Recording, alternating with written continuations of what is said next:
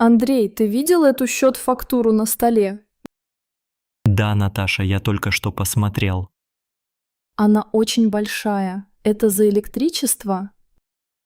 Нет, за воду и отопление вместе. Почему так много? Ведь мы экономим. Мне тоже странно. Обычно сумма меньше. Может, в этом месяце было холодно? Да, мы часто включали батареи. И я часто готовила горячий чай, чтобы согреться. Может быть. А душ мы оба любим долгий. Да, я принимаю душ каждое утро. Я тоже. Может, стоит ему быть покороче? Попробую. Не хочу новые большие счета. Я тоже. Жалко денег, которые уходят впустую. А ты звонил в ЖКХ, чтобы спросить? Нет еще, но могу позвонить завтра. Проверь, может, есть ошибка в счете. Хорошо, Наташа, обязательно спрошу. Можно ли платить по частям, если сумма большая? Иногда да, я уточню это у них. Спасибо. Давай в этом месяце будем экономить. Я согласен, нужно выключать свет, когда не нужен. И не забывать кран закрывать, когда чистим зубы. Верно, и стирать только при полной машине. Согласна. Сейчас это очень важно. Я люблю наше теплое, уютное жилище. Я тоже, Андрей, даже если платим больше. Главное, что мы вместе здесь. И вместе решаем такие вопросы. Да, Наташа, все получится, не будем волноваться. Попьем чай и посчитаем наш бюджет. Давай, я уже поставил чайник на плиту. Хорошо. Тогда начнем считать вместе. Ты посмотри, что я нашла в лотке стиральной машины. О, это монеты? Сколько там? Раз, два, 4 монеты. Странно, да? Очень странно. Кто-то забыл их здесь. Наверное, спешил и не заметил. Или часто пользуются этой машиной. Ты часто бываешь в этой прачечной, Игорь. Да, я прихожу сюда каждое воскресенье. Я тоже. Очень удобно. Машина всегда свободна. Тебе нравится здесь? Я в первый раз вижу тебя, Оля. Мне нравится, тут чисто и тихо. Машины всегда работают хорошо. А ты знаешь, что можно оплатить стирку картой? Правда? Я всегда использую монеты. Я тоже раньше так делал, но так быстрее. Может, эти монеты кто-то оставил случайно? Наверное, можно их оставить на столике. Или положить на доску объявлений рядом? Хорошая идея. Тогда, может, владелец вернется. Я всегда забываю вещи, когда спешу. Да, бывает. Однажды я забыл целую кофту. Нашел потом ее здесь. Да, администратор ее сохранил. Здорово. Значит, люди честные. В Москве часто теряют что-то в прачечных. В Санкт-Петербурге тоже. Я оттуда. О, ты из Питера? Красивый город. Спасибо, мне нравится. Но жить здесь удобно. Ты давно живешь в Москве? Уже год. А ты? Я здесь с детства. Люблю этот район. Может, оставим монеты и попьем чаю после стирки? С удовольствием. Ждать ведь еще 20 минут. Ох, Дима, опять не могу открыть эту упаковку. Дай мне, Марина, попробую сам. Почему эти пакеты всегда такие сложные? Я тоже не понимаю. Всегда они рвутся не там. Я хотела сделать аккуратно, а получилось как всегда. Да, теперь все высыпается на стол. Смотри, маленькие крошки везде. Каждый раз одинаково, помнишь в прошлом месяце? Конечно, сахар потом собирала целый час. Попробую открыть с другой стороны. Нет, опять не получается. Пакет рвется криво. Может, нам нужны ножницы для этого? Ты права. Где у нас ножницы? Наверное, в верхнем ящике, рядом с ложками. Вижу, вот они. Давай попробуем ими. Порежь осторожно, чтобы не рассыпать все. Готово! Получилось ровно. Ура, победа! С первого раза, Дима. Спасибо ножницам, а не мне. В следующий раз будем сразу брать ножницы. Согласен, так ведь проще жить. В магазине всегда все красиво закрыто. А дома всегда борьба с упаковками. Может быть, мы не умеем их открывать? Нет, это они плохо придуманы, точно. Главное, теперь кухня снова чистая. Да, пикник на кухне отменяется. Ты хочешь чай? Я сейчас завяжу пакетик. Давай, только аккуратно, ладно? Конечно, сейчас буду в 2 раза осторожнее. Если что, зови меня на помощь, Марина. Ты мой герой, Дима. Спасибо за помощь. Игорь, ты видел мой пакет? Мне пришло сообщение, что доставлен. Нет, Оля, я ничего не видел у двери. Какой был пакет? Это была коробка из интернет-магазина. Я ждала платье. Может быть, курьер положил его в почтовый ящик? Я уже смотрела. Там только письма и реклама. Давай посмотрим еще раз у двери. Вдруг он спрятан. Хорошо, помоги мне поискать под ковриком. Под ковриком пусто, только пара ключей. Может, соседи взяли? Я не слышала звонка. В нашем доме все порядочные. Может, пакет у Лены? Лена сказала, что была на работе весь день. Очень странно. Может, курьер ошибся адресом? Я посмотрю еще раз трек-номер на телефоне. Написано «Передано адресату у двери». Странно. А ты не слышала звонка или стука? Нет, я была на кухне, но дверь не звонила. Может, посылка маленькая? Вдруг мы не заметили? Нет, коробка должна быть большая и белая. Обидно. Надо позвонить в службу доставки. Да, но сначала я проверю еще раз возле входа. Я помогу. Давай посмотрим за полкой для обуви. Там тоже ничего, только мои старые тапочки. Может, оставить записку для курьера на двери? Хорошая идея, но сначала попробую у соседей спросить. Подожди, а может быть, пакет поставили в кладовую? Я вчера там был, ничего не видел. Можно еще раз зайти. Ладно, после разговора посмотрим. Ты звонишь доставке? Сейчас наберу номер горячей линии. Здравствуйте, у нас проблема с доставкой посылки. Спроси, где именно курьер оставил коробку.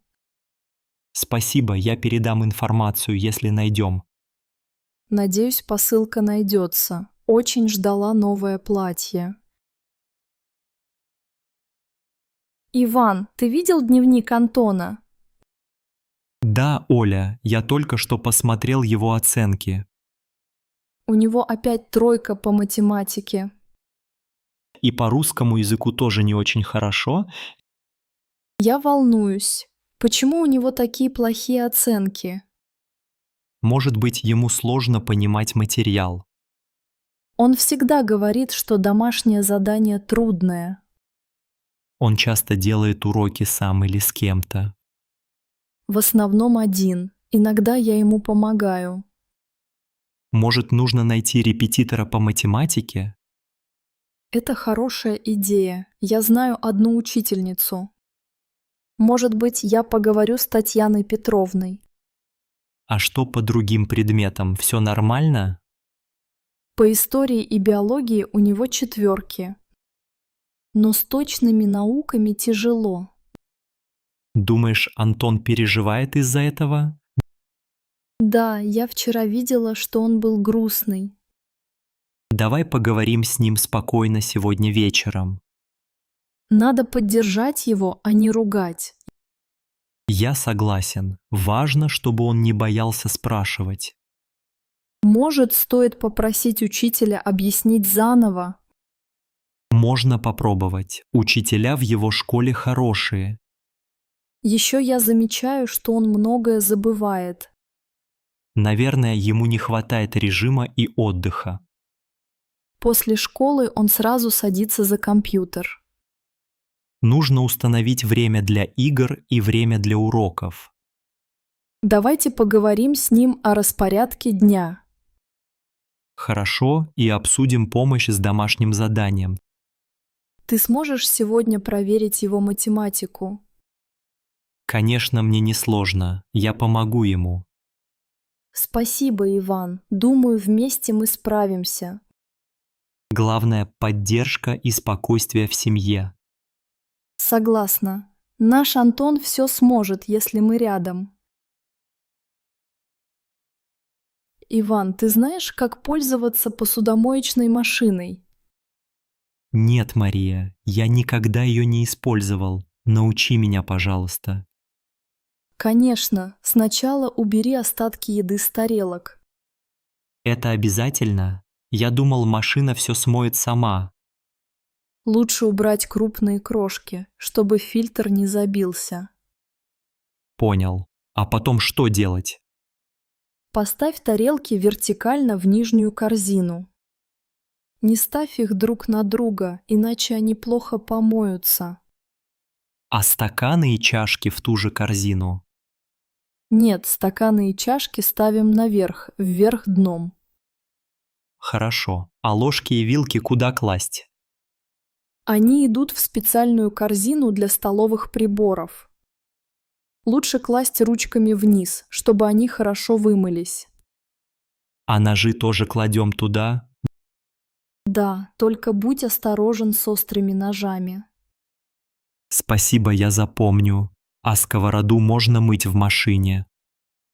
Лучше не стоит, она может испортиться. Кастрюли можно, если они не с антипригарным покрытием. Я понял. А сколько нужно средства? Обычно одно деление таблетки или столовая ложка геля. А куда засыпать или класть таблетку? Открой маленький отсек на дверце и положи туда средства. Понял. А какой режим выбрать для посуды? Если посуда не очень грязная, выбери эко-режим. Для сильной грязи лучше выбрать интенсивный режим. Хорошо. И надо ли что-то еще делать перед запуском? Закрой машинку и нажми на большую кнопку старта. Проверь, не перекрыта ли форсунка внизу. А после мойки можно сразу доставать посуду. Лучше немного подождать, пока она остынет. Спасибо, Мария. Теперь я все понимаю. Пожалуйста, Иван, в следующий раз попробуешь сам. Обязательно попробую. Спасибо за помощь еще раз. Всегда рада помочь. Вдвоем делать дела веселее. Саша, давай посмотрим на наш семейный бюджет. Конечно, Наташа. Я открыл таблицу на ноутбуке. Спасибо. В этом месяце мы потратили больше обычного. Да, я заметил, особенно на продукты и коммуналку. Детский сад тоже стал дороже. Плюс бензин давно подорожал. Саша, где мы можем сэкономить? Может, меньше заказывать еду на дом? Да, я могу чаще готовить дома. А я попробую брать обеды с собой на работу. Это хорошая идея. Сколько уходит на кафе в неделю? Около 2000 рублей. Это много. За месяц большая сумма. Согласен. А ты тратишь на хобби что-то? Чуть-чуть на книги и краски. Я не против твоего творчества, не волнуйся. Спасибо, Саша. А как насчет покупок онлайн? Я могу реже покупать одежду. Я тоже уберу что-то из корзины. Давай запишем, где можно сэкономить. Отличная идея. Давай вместе составим список. Меньше заказов еды, меньше лишних покупок. Планируем траты на неделю заранее. Нужно платить вовремя за коммунальные услуги. И не забывать про оплату детского сада. Может, попробуем вести дневник расходов? Я могу делать заметки прямо в телефоне. Давай вместе смотреть итоги недели. Согласен, так будет проще контролировать бюджет. В этом месяце были неожиданные покупки. Да, но вместе мы сможем все исправить. Спасибо за понимание, Саша. Спасибо тебе, Наташа. Вместе мы справимся. Здравствуйте, меня зовут Павел, я папа Вани. Здравствуйте, Павел. Я Ольга Николаевна, учительница Вани. Я получил письмо из школы. У Вани есть проблема? Да, к сожалению. Ваня часто разговаривает на уроках. Он мешает другим детям учиться? Иногда он отвлекает одноклассников и меняет темы. Я расскажу ему, что так делать нельзя. Спасибо, Павел. Ваня умный мальчик, но ему трудно слушать. Это с ним с детства. Дома он тоже очень активный. Я понимаю. Может быть, ему нужно больше внимания на уроках? Возможно. Как мы можем ему помочь здесь, в классе? Я стараюсь давать ему маленькие задания, чтобы он был занят. Может быть, стоит посадить его ближе к учителю. Мне кажется, Ване будет так удобнее слушать. Да, еще я поговорю с ним после занятий. Пусть он знает, что дома его тоже поддерживают. Это очень важно. Мы вместе найдем решение. Спасибо вам за заботу и терпение к нашему сыну. Ваня добрый и любознательный ученик. Я верю, что он сможет вести себя лучше.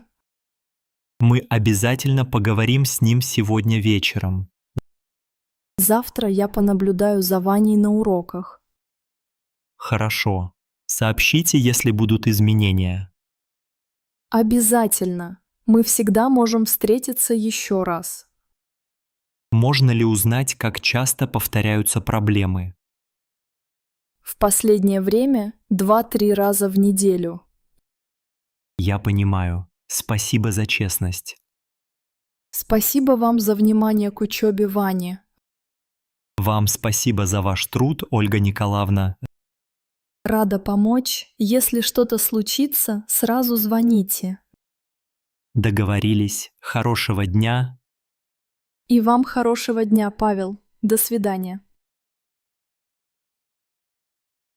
Здравствуйте, Иван. Добрый день, Ольга. Как у вас дела? Спасибо, все хорошо. А у вас? Тоже хорошо, но меня беспокоит наш сосед Сергей. Да, я тоже хотел поговорить о Сергее. Он снова громко слушал музыку вчера вечером. Я не могла заснуть из-за шума. Каждую ночь так, это ужасно. Я не понимаю, почему он такой шумный. Он хороший человек, но ему надо быть тише. Вы говорили с ним об этом раньше? Один раз я просила его сделать музыку тише. Он пообещал, но ничего не изменилось. Может, нам поговорить с ним вместе? Это хорошая идея, вместе будет проще. Ведь всем жильцам нужен покой. Думаете, лучше поговорить вечером? Да, после работы он обычно дома. Я немного волнуюсь, вдруг он обидится.